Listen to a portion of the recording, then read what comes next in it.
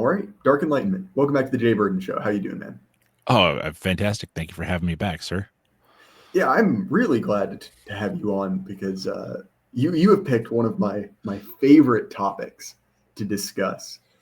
Back in kind of an earlier single Jay Burden version of my show, I would do fairly regularly. I do article reading streams, right? It's always a fun time, and probably about half dozen of them are just me complaining about Rod Dreher because he really is just an absolutely odious figure for Oh, any number of absolutely. reasons.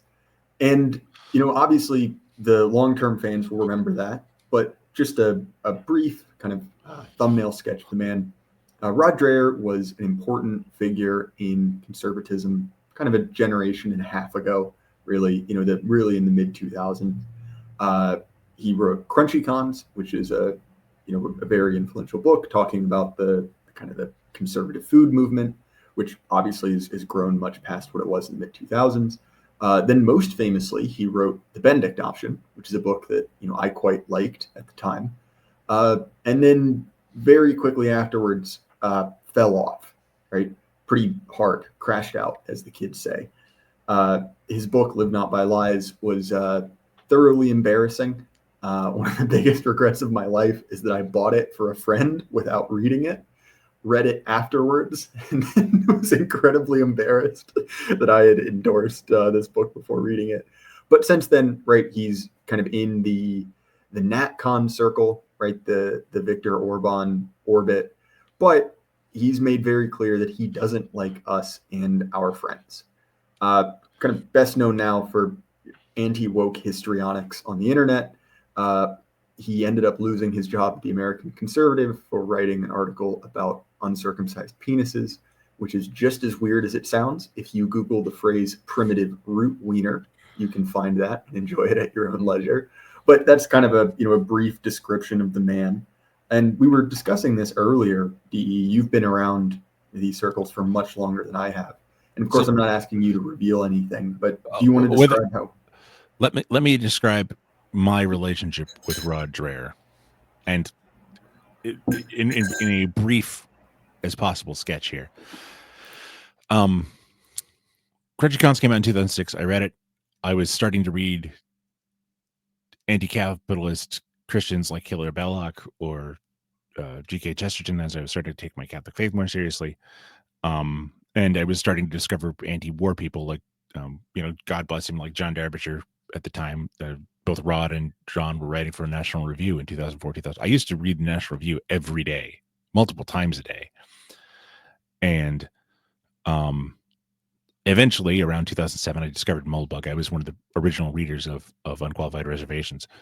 And probably the first 5,000 readers, I would guess. I don't know. I mean, there's no way to check, but I'm certain I was an early adopter of Maltbug. And I came to the conclusion that liberalism and Christianity were incompatible, which is not a new conclusion. John Henry Newman talked about it in the 1870s, 1880s. I mean, this is not a new conclusion, right? And I started, I read the Bell Curve. I read a bunch of other stuff, and Rod, to his credit, was talking about how this like capitalism, like big capitalism, was not, in fact, like the most Christian way to live. But that's where he punked out. Like he'd go that far and then no further, because I've been involved in dissident activity since probably 2012 is when I got on Twitter as Dark Enlightenment. And so, even a little bit before that, I was reading stuff. And Rod Dreher, I met him when he was on a book tour for one of his books, got some books signed. I've known him and people like him for many, many years. The problem with guys like this is they want to conserve liberalism circa the time that they were like 10 or something. Like for Rod, like, man, liberalism in 1978 was great. It's like, well, no, it wasn't. It was terrible. You just didn't see it because you were 10. right? Your parents shielded you from like the people getting murdered down the street. Because you're from Baton Rouge, Louisiana, Rod Dreher. And I guarantee you, your dad, who's formerly in the Klan, had to work really, really hard to make sure that you were safe. Because you're from Baton Rouge, Louisiana. And everyone around there knows. And you went to the special school for special boys, and you made fun of all the rednecks behind their backs, and they didn't like it, and they might not have been so smart as you were because you were a special boy, but they beat your ass because they didn't like being made fun of by an effete, whiny dude. And you knew, or he knows now, and he's known for at least the last 20 years because Crunchy Cons came out in 2006, and he's been a serious Christian since at least 2004.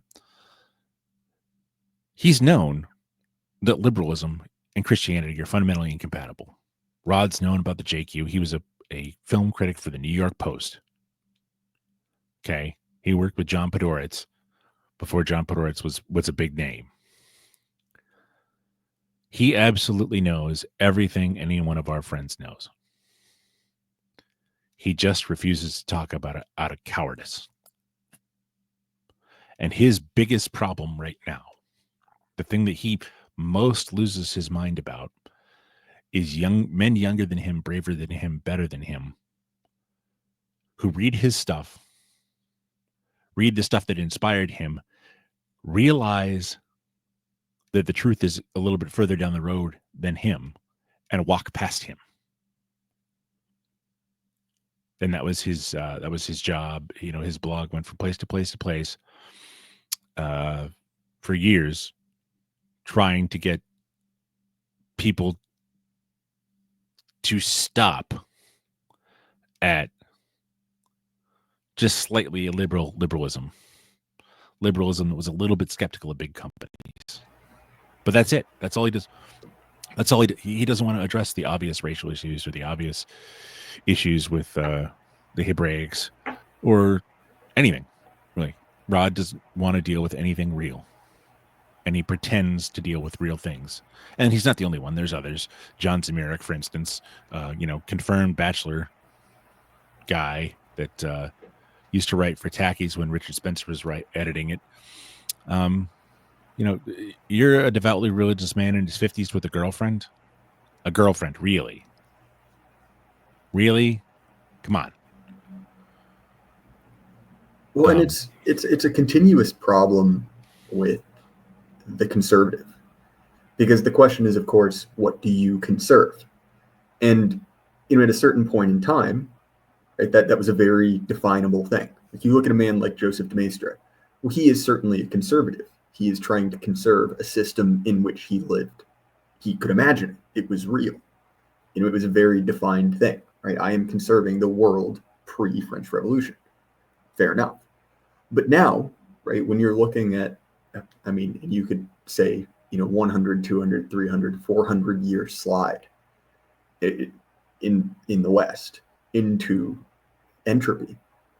Well, your point where you say, here and no further, well, it's sort of indeterminate, because you are not excising that rot, excising that entropy. You're just chipping it back. And as someone who's done, a certain amount of paint and body work in my life, if you have rust that needs to be repaired and you either just paint over it or you don't get all of it out, it doesn't matter how good your repairs are, that rust comes back with a vengeance. And similarly, you see the same thing in perhaps my other favorite man on the internet, one James Lindsay, because he's an absolute lunatic, and it's my version of world star hip hop. It doesn't make me better as a person, but I can't deny I can't look away from it. It is incredible. And James Lindsay, right? Wants to conserve the classical liberalism of his childhood without any of this. Like, you're Wile E. Coyote dancing on Air Man, and you just haven't looked down yet. And it's the exact same mechanism. It is the conservation of a idealized version of your childhood.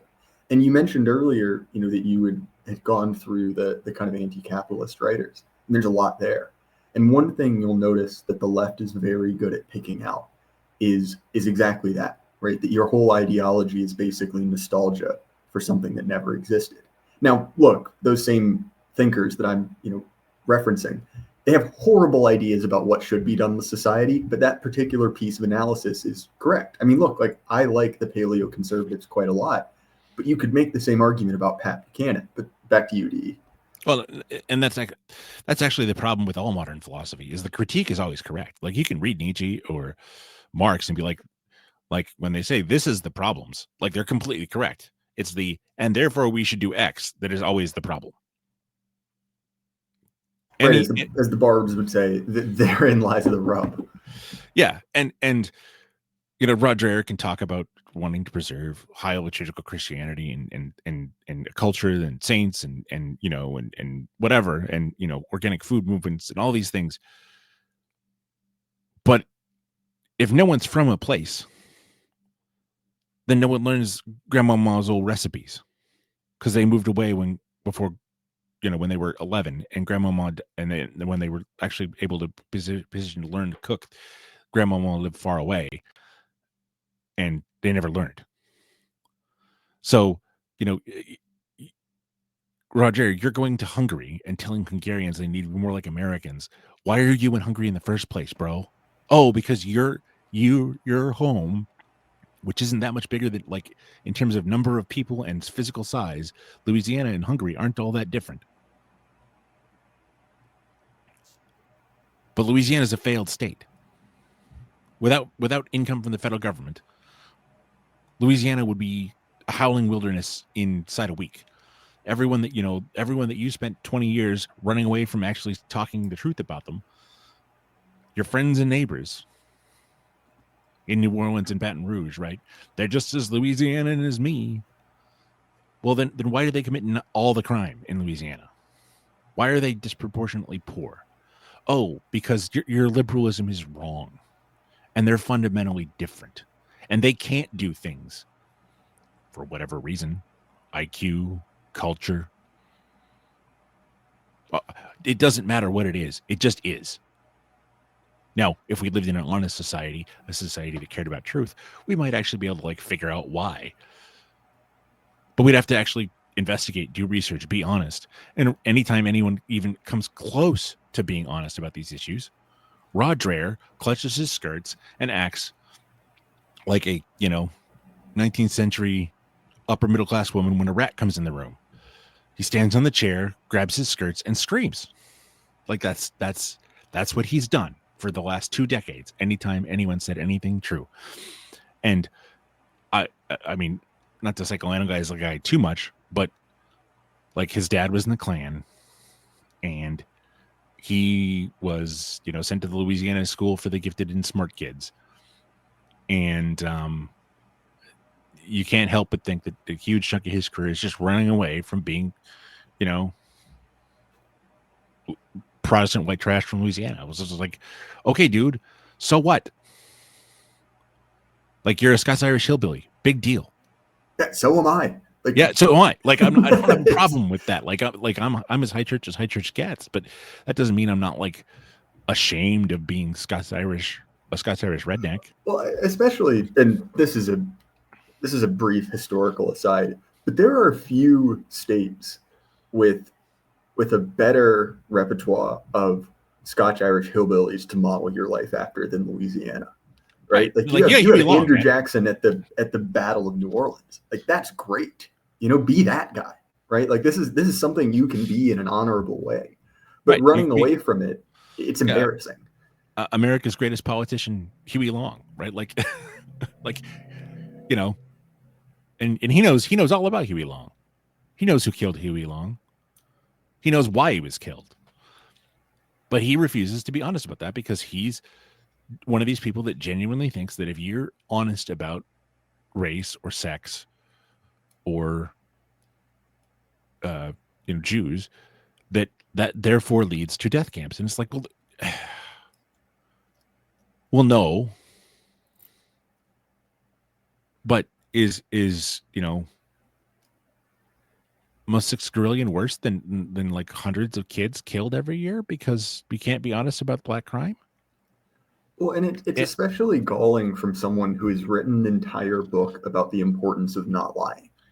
You know, that his kind of take on Jordan Peterson's 12 Rules, where it's basically like, you know, written during COVID in this kind of very histrionic tone of, oh, you know, we don't want to become, you know, was it Pavel or Havel's greengrocer? You know, we Hobbles, don't want to, you know, commit these small little lies. But anyway, if you if you disagree with me in anything, I will do my best to destroy your life.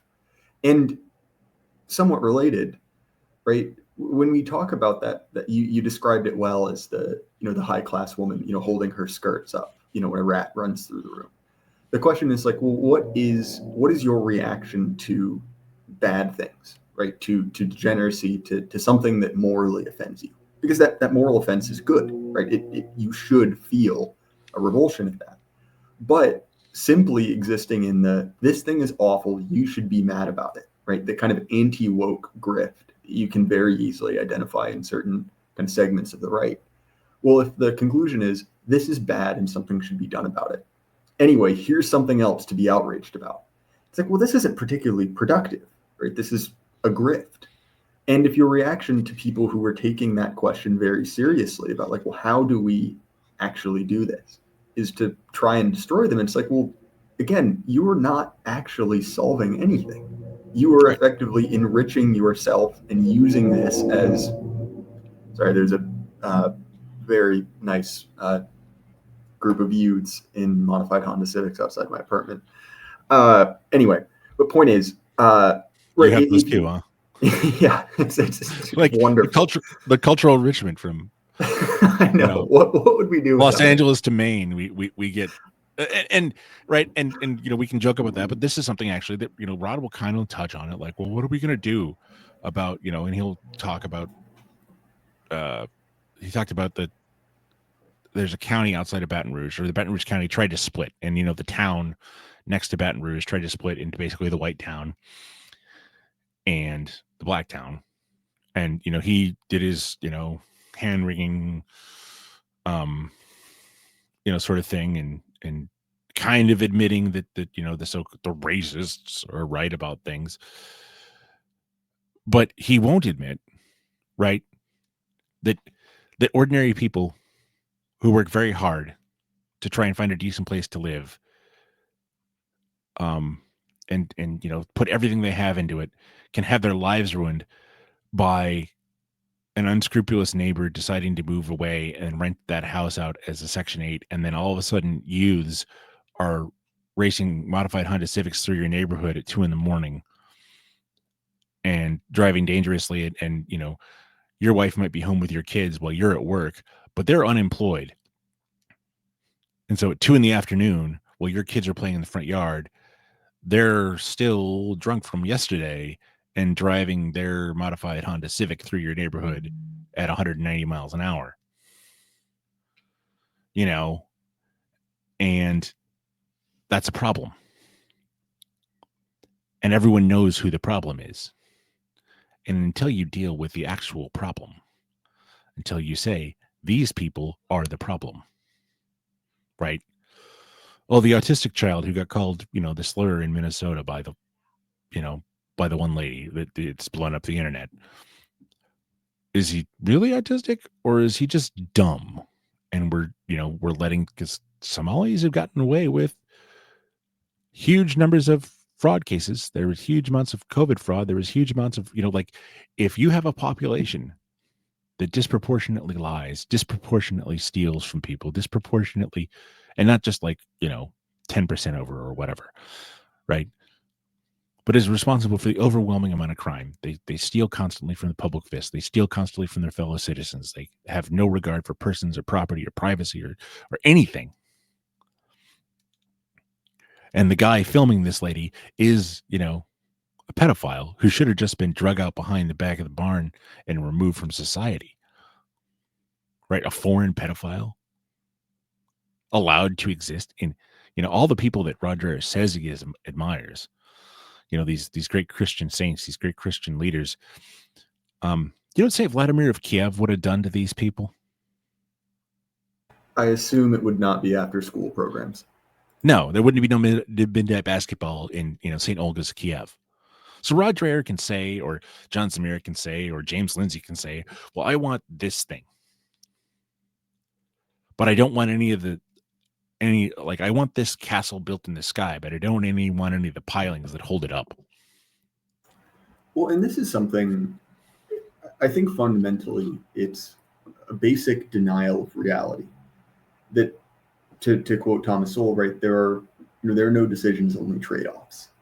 And whether we like it or not, there are certain core advantages to modernity, right? Your ability to fly around the world, work from a laptop, and eat nice food, that's contingent on certain features of modernity.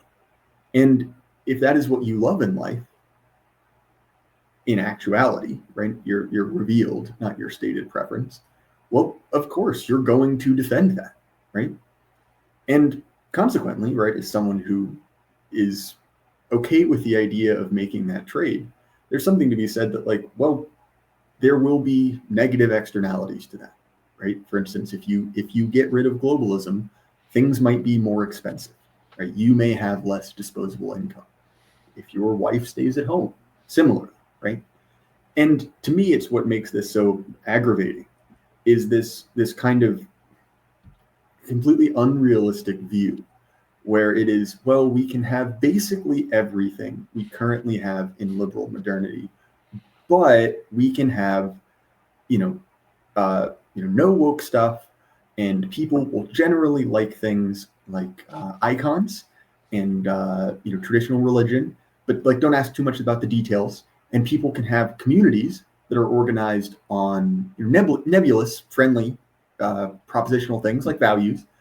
And again, right, it's completely unrealistic because if you look into any of these things that this man or others like him have a stated preference for, well, they are, by the standards of our day, they are far right.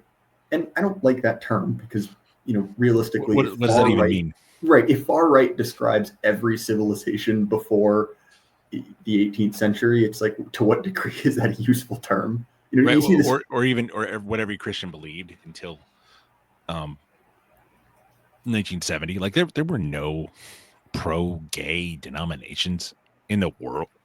Like there might have been, Methodists or whatever, or Quakers, Episcopalians, Quakers, individual Quakers, but there was no United Methodist Church in 1970 saying, actually, what the Bible condemns, we ratify because the Bible is wrong. Like it just didn't happen until 1970. And in fact, like this is one of those things where Rod is wrong, and the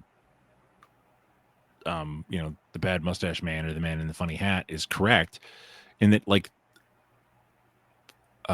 this idea that religion influences the culture. Like, no, most religious people will conform themselves to power, and so illiberal or liberal people took control of the culture, took control of the commanding heights of the government, and used that to move the culture drastically left. I was born in the late 70s. I'm in my mid 40s now.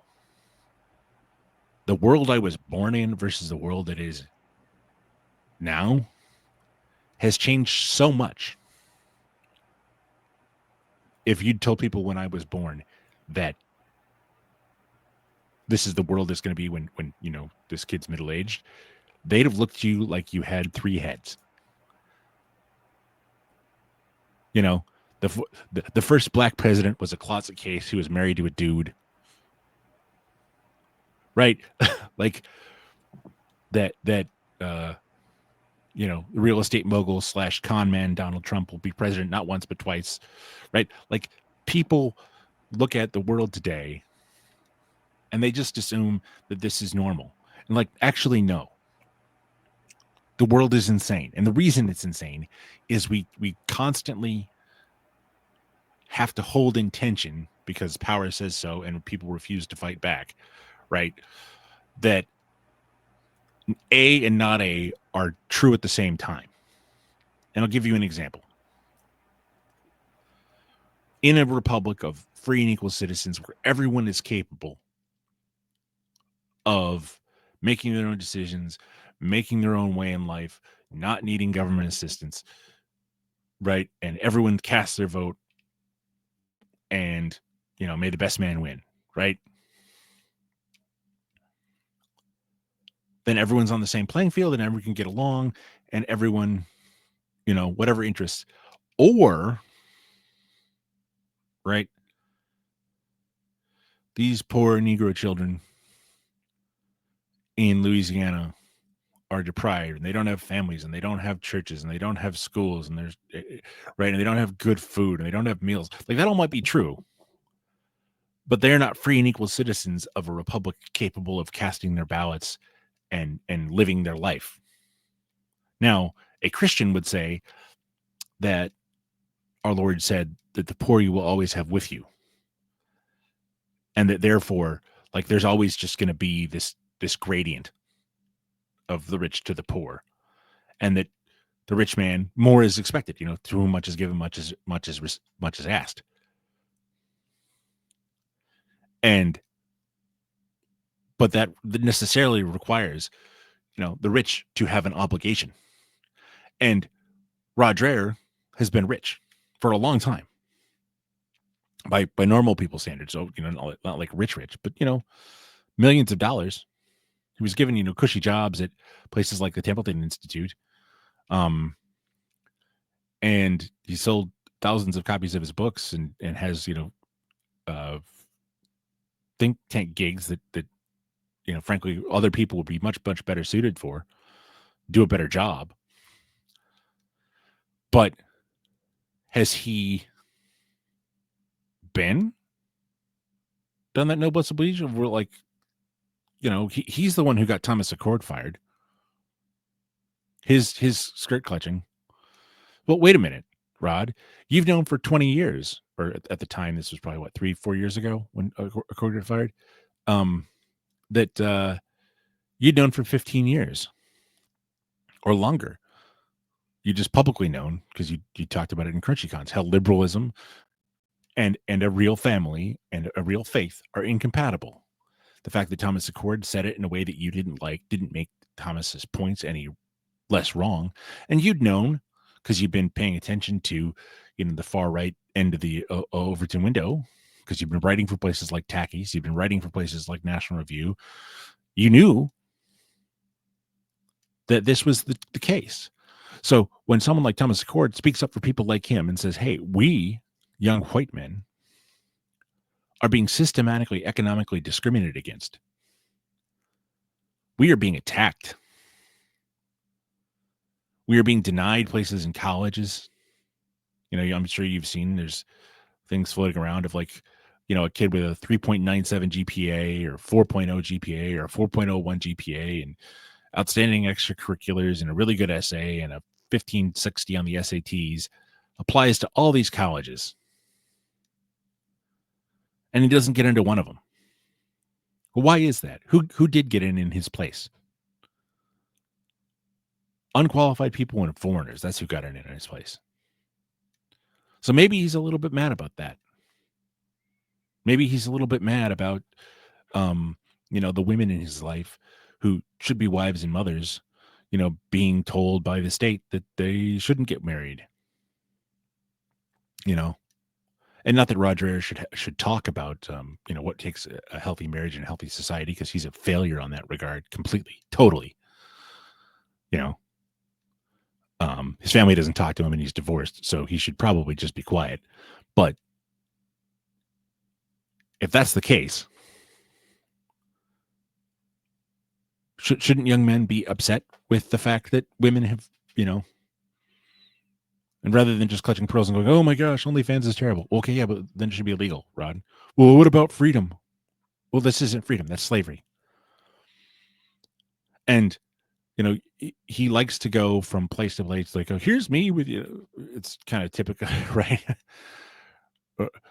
How do you know Roger is posting something? Well, he's in like a world-class city, and there's a picture of like $100 lunch on his plate.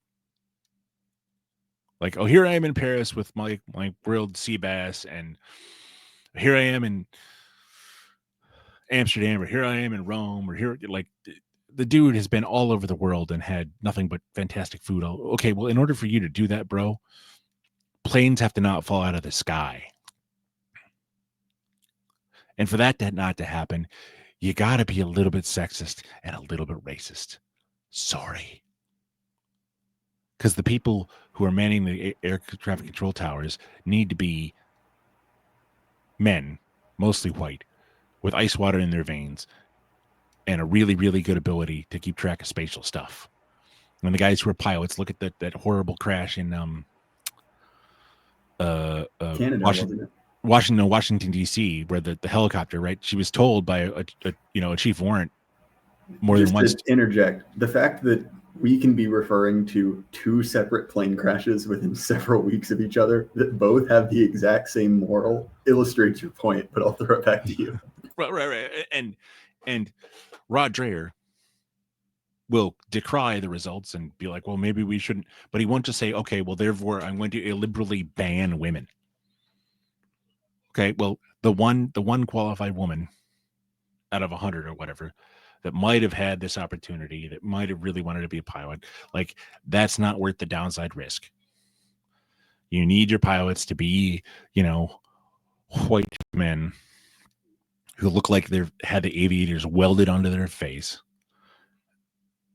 and they need to be, calm under pressure, have really good spatial skills, really good there's a thing you need for pilots.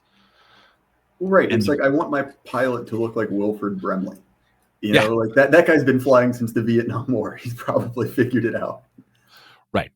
Or maybe he, did at this time now, like, did 15 or 20 years in the Navy, and did multiple carrier landings off the USS Gerald Ford, and looks like he's in his late, did his 20 in the Navy and is maybe 45 or 50, got a little salt and pepper in the hair, and like, that's what you want your pilots to look like. That's what you need your pilots to look like. Maybe he was flying F-16s in Gulf One. Who knows? But that's what you want your guys to look like. Or you want him to be this wild woolly bush pilot who's been, flying in and out of the, small strips in the Rockies for 25 years. But the notion that we should just, because liberalism, accept failure, accept destruction, and then it won't redound to the things that he likes because, reasons, is just idiocy. Well, it clearly is, because look, we've been using him as a stand-in, but this attitude has existed for the entirety of the conservative movement. And we've run this experiment over and over and over again. And has it worked? No, not once. We have been led around by, the insane people into accepting all sort of things that, any kind of right and proper society would just dismiss out of hand. And the idea that, well, this time if we try extra hard, we can fix it, doing the same thing over and over again. At a certain point, it's like, well, I don't need to morally countenance that argument. This is not a discussion anymore. We've tried your idea and it has not worked. Right. There's still, so-called conservatives who are South African, and I'm thinking a couple bloggers I know, boomer South Africans, who won't admit that apartheid was a moral good. And all I need to do to say apartheid was a moral good is look at Johannesburg in 1990 versus now. You've had Berkeley. Right. You had 30 years of post-apartheid South Africa. It is a failure.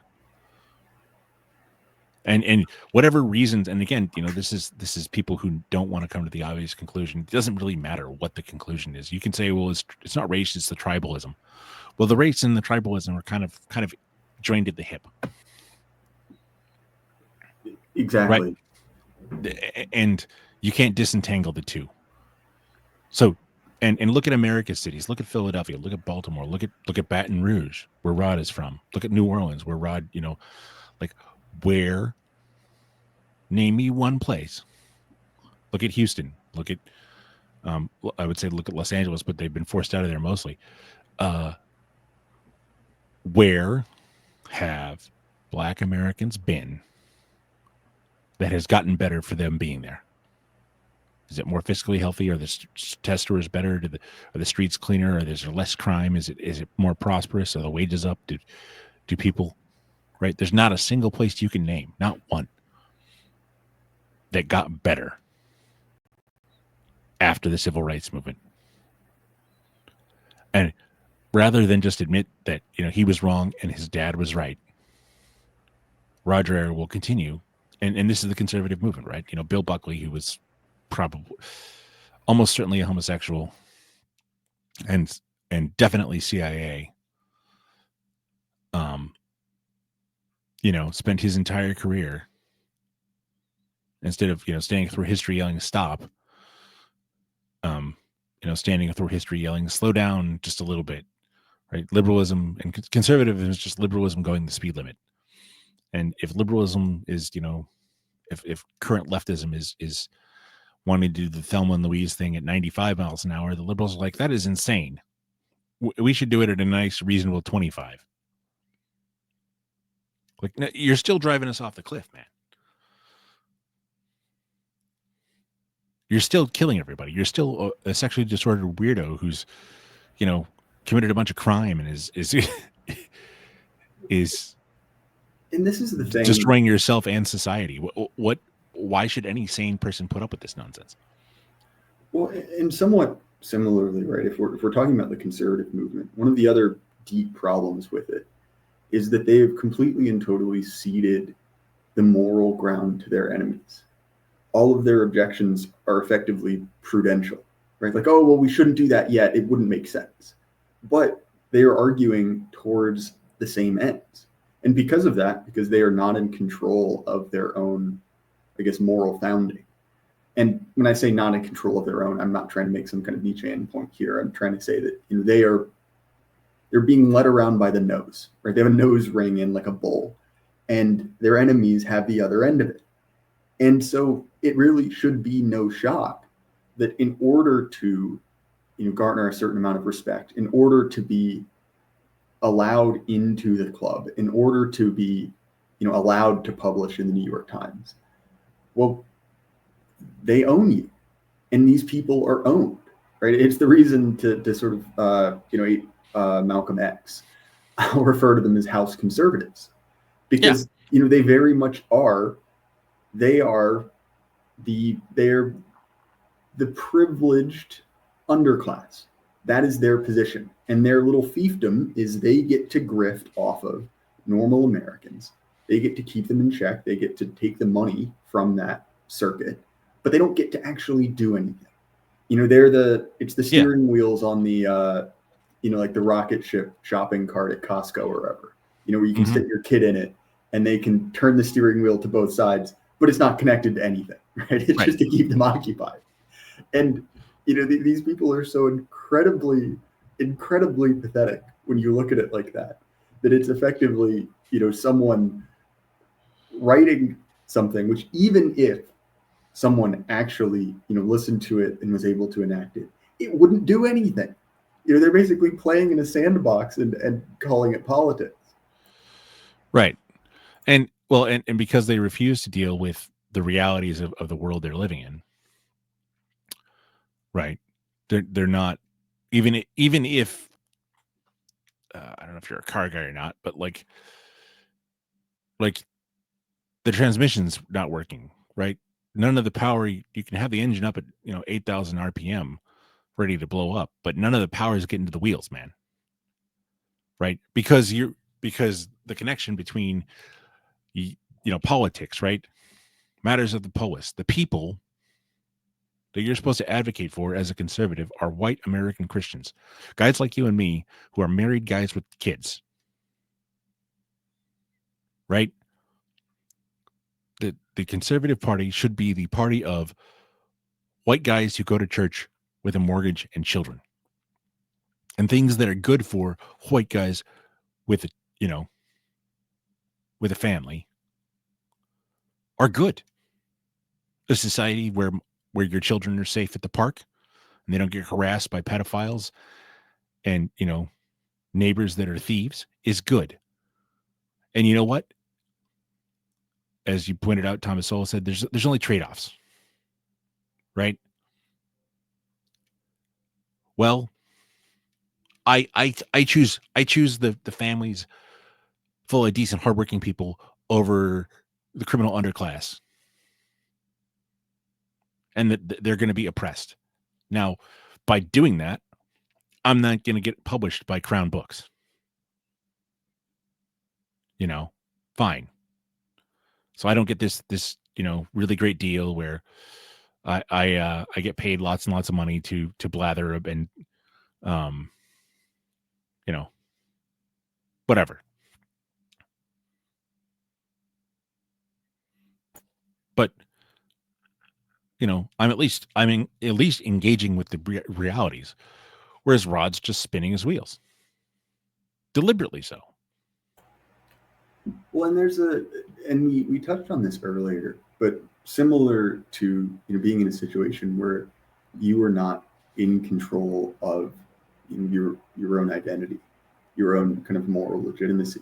I think that there is a certain amount of bashfulness that comes with conservatives, which is they are sort of used to being the butt of the joke. They are used to being, as Balkeef would say, the globetrotters of politics, right? They are the loser. They are always the butt of the joke. And because of that, many of them adopt this kind of like self-effacing, kind of just cringing attitude, which again, because they are not in a position of moral strength, they believe in some weird way that they are wrong and ridiculous. Yeah. And Rod Dreher doesn't have the moral strength or moral fortitude to say that actually my daddy was right when he said that segregation should be a thing. My daddy was a righteous and good man for joining the Klan to preserve our small town and our way of life and our safety and our prosperity. And for a man who says live not by lies, to break the fourth commandment in such an egregious fashion by disavowing your own father for doing the right thing. Right? By your fruits you shall know them, some guy said sometime. Right? And the fruits of, ignoring Rod Dreher's father is a destroyed Louisiana. It's kids killed. It's drugs. It's crime. It's illegitimacy. It's poverty. It's everything that his father said would happen and more. Because Rod Dreher doesn't believe, actually, in what Christians believe for thousands of years. Rod Dreher believes in liberalism. And he believes... Oh, sorry. Pardon? I finished that thought. Well, and like John Zmirak or James Lindsay or anybody really, like let me take a look here real quick. The gentleman behind Give Send Go, right? Jacob Wells, right? The founder or whatever, president of Give Send Go. This Shiloh lady who, they shut down all the comments on hers, and he personally disavows it. But when Carmelo Anthony does his, and there's direct threats of violence in his Give Send Go, they say free speech. Well, does this guy, and Give Send Go is supposedly the Christian alternative to, right? You can send prayers if you don't have any money in Give Send Go, right? As opposed to like Patreon or I can't remember the other one, or GoFundMe, right? Because GoFundMe is shut down like anti-abortion or people looking for, people purchasing abortion clinics who would get arrested, and then they would try and do a GoFundMe to raise funds for a lawyer, and GoFundMe would shut them down. So Give Send Go became a thing explicitly for Christians. Well, why does this supposed Christian, Jacob Wells, grant legitimacy, or Rod Dreher or anybody legitimacy to anti-white racism, anti-Christian bigotry. Why can't you just admit that people are different and the bigots were right? Because they weren't bigoted, they weren't prejudiced, or I guess they weren't prejudiced, they were post-judiced. And that's what terrifies Rod, is that the young men that were reading his stuff 10, 15, because I was a young man when I first started reading him 20 years ago. And now, his cowardice, his pusillanimity, his inability to be honest, his manifest failure to actually conserve anything. They can't conserve the women's bathroom, for goodness sakes. Is what made me go, I'm a clerical fascist. I have no problem saying that whatsoever. Like, I think the only thing Franco did wrong was not get rid of enough communists. Well, and that's an interesting thing, because I very much the same feeling that weirdly enough, the things that attracted me to his work pulled me past it very quickly. It was realizing that, like, oh, there's something here, but this is an adulterated version.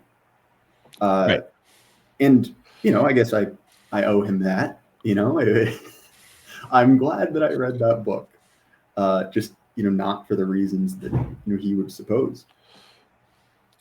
And that's actually, that's sort of maybe a discussion for a different day, but kind of your negative influences, right? Because I have a college professor who would be aghast if she knew what I was doing right now. Oh, yeah, you're not the only one. She made me the man I am today. Right. But actually, right, again, it is why it's so uniquely frustrating, because there are other people who I probably disagree with more, if you actually mapped everything out, like a Shapiro-esque figure, if you will, who I disagree with much more, let alone, the kind of, lefties. But it's the mealy-mouthed nature of it. Well, right? as I think it was Kodjani, right? Like, traitors are worse. Mm. Traitors are worse. So Rod Dreher says that he's a conservative Christian, that he's trying to be a traditionalist, that he's trying to uphold the right, that he's trying to return to a more organic, realistic way of life with local food and real community and all of these things, right? But he also wants to be anti-racist, and he's like, well, that's not possible. Wendell Pierce, the actor who wrote a book with Rod, right after he wrote it, got arrested for drunkenly getting in a fight outside of a Louisiana bar with I believe it was a Bernie Sanders supporter, because he was like a massive Clinton supporter or something. And Wendell Pierce, for those of you who don't know, he was like the black attorney in Suits, and he's from New Orleans, but Rod Dreher wants to be like anti-racist, but even this guy who's materially successful, he's still just a violent retard. I mean, right? Like, I've never been arrested for getting in a drunk fight over politics. So like, even there, your example that you're like, oh, we can all just get along because I got along with Wendell. Well, Wendell can't get along with other people, man, because that's just in his nature. And you can be mad about that, or you can believe what every Christian believed until last week. I don't know, man. Like, pick one. But stop, the conservative movement, because it's fundamentally liberal, and this is what people don't. This is where I think someone like Moldbug is actually kind of helpful. Is the classical liberal tradition, right? And conservatism, the ideology of conservatism, are still just liberal, capital L, large L, liberal. And as long as you understand that liberalism, Marxism, and Judaism are all fundamentally based on a rejection of Jesus Christ. Buddhists don't say, like, automatically say Christ is wrong. We say, a Buddhist says Buddha is right. And therefore, like, this thing that Christians say is wrong. But they don't base their entire identity on Christianity being incorrect, whereas liberals do. And Rod Dreher wants to, do the whole, like, one foot on the I'm a believing Christian stool, and then have another foot on the but all the premises of liberalism are true stool. And he's not flexible enough to do the John-Claude Van Damme thing where, he's got... Right? That's a truly revolting picture, by the way. Yeah, it is. It's terrible. I'm sorry to put that in your head. Right. But that's what these people do. Right. James Lindsay wants to do the same sort of thing. He'd have, like, hold his Chinese sword while doing the splits over, like, one foot that's on the, classical liberalism is awesome. And on the other foot, like, wokeness is bad. Like, they're the same thing, bro. Yeah, exactly. Right. Like, you were creating a distinction without a difference. Right. And this is what all of these people are doing. And they've made a lot of money, and they've retarded political progress in this country for decades, trying to pretend that these are reconcilable, and they're not. And what they're really, really worried about, more than anything, why James Lindsay has crashed out so bad over the last, 18 months, year, is basically the Shiloh Hick thing is an example. The terrible murder of Austin Metcalf was another. But, like, the Summer of Love in 2020, right? Like, if you're a young man with any self-respect at all who's white, you've rapidly come to a couple of conclusions. One, race is real, it's salient, and we can't all get along. Two, Ben Shapiro's people are not our friends. There is no such thing as Judeo-Christian, and we are not buddies. Dennis Prager is not like your wise older uncle. Dennis Prager isn't actively a bad man. Three, men and women are different.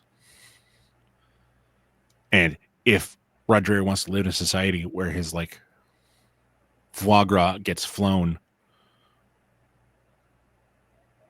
from, like, Provence to wherever he lives, and the plane doesn't catch fire, and it doesn't crash, and the pilot manages to know where they're going, like, you're going to need a society that promotes young white men more.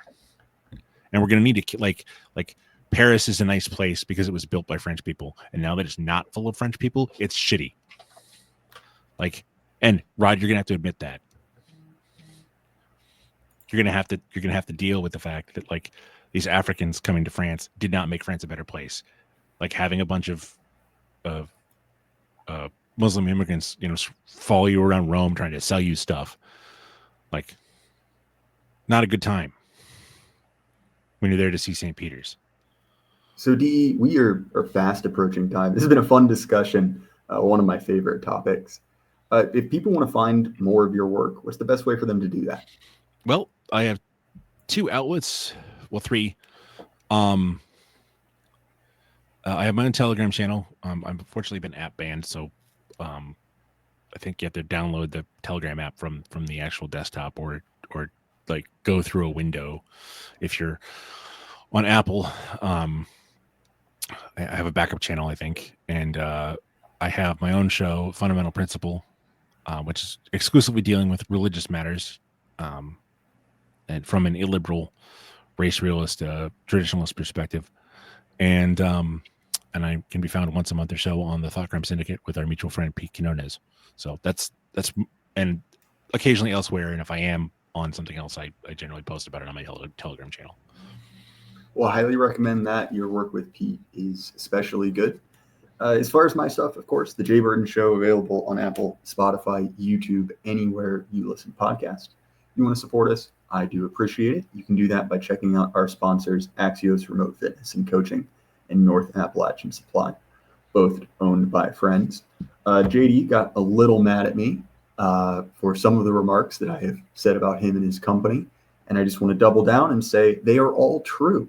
I will not be held hostage by a personal friend of mine who owns a company. So anything bad I've said about the company, you can believe it. Again, DE, I appreciate it. And everyone at home, keep your head up. Fly won't last forever.